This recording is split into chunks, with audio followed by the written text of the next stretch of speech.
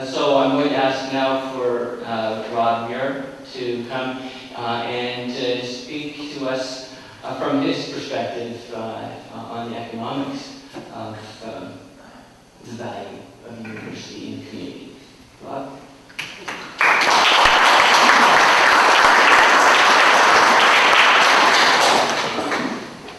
Just my luck to follow up after 3 other professors, none of whom I've learned or heard their talks before, and then you told somehow sum it all up though. So this will be me giving a refined thanks to some of our students who've shown up and just prove to them that I say it wherever I am. Economics is a social science that studies how people make decisions when wants are unlimited and resources are scarce. That's what it is. That's what I do. That's the sort of glasses I put on.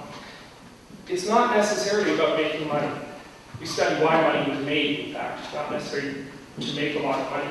But it's about making good decisions that meet goals. And I think something that I hope I'll convey again later on, often we're interested in exactly what those goals are. What are the goals we're trying to make good decisions over?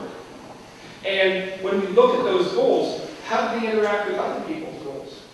How do they act with the goals of society as a whole?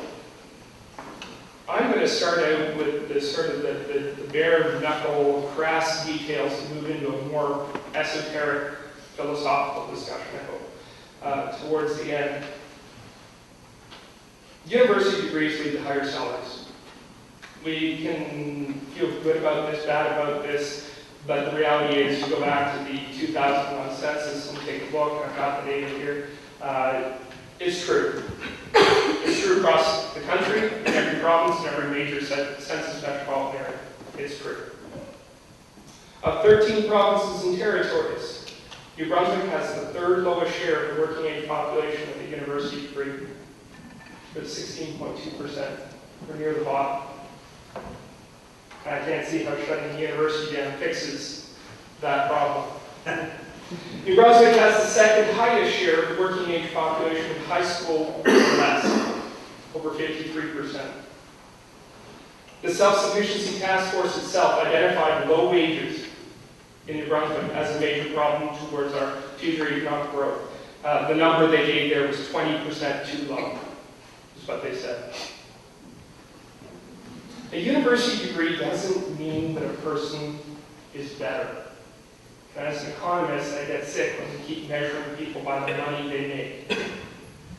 But what it does say is that on average, he or she is paid more. Why is this? Well, there's maybe some value we add out there when we teach our students and they get excited and they go off and become business professionals or artists or whatever they might become. But I think another important part is something we term access. A university's graduate skills allows her, that skill set allows her access to more occupations, a wider choice, what it is they'd like to do in this world. And a very important thing to realize about that choice set is it's not just locally. It opens up a world to them, a world of occupations they can go and choose.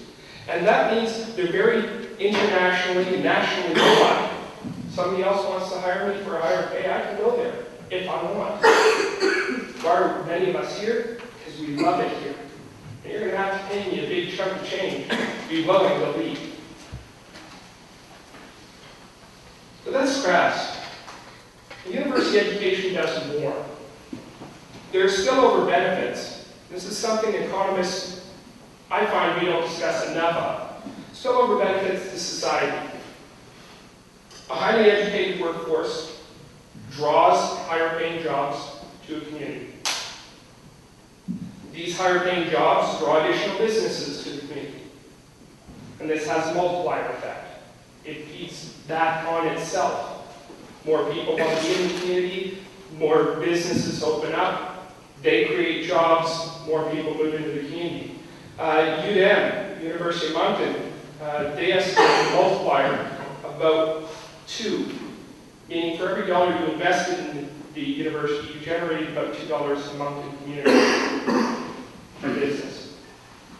What this leads to is a higher tax base and potentially greater services for people. And this is one of the reasons why you see government subsidizing our universities across Canada.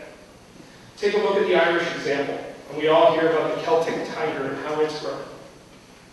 And part of that trigger was, in 1996, they adopted tuition-free post-secondary education. In 1960, they had a 4% participation rate in universities. 4% of the people went to university in the 1960s. Now it's over 60%. Or to post-secondary education, that's the idea.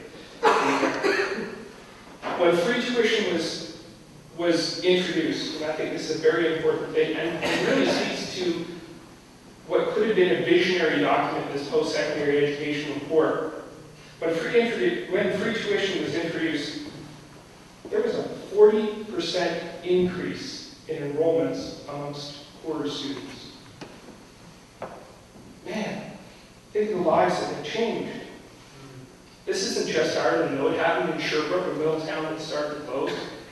2 universities opened up, and it's one of the hottest places to go and do research, and businesses opening up like crazy. Pittsburgh, steel town, it was dying. Major investment in the university, it revived the community.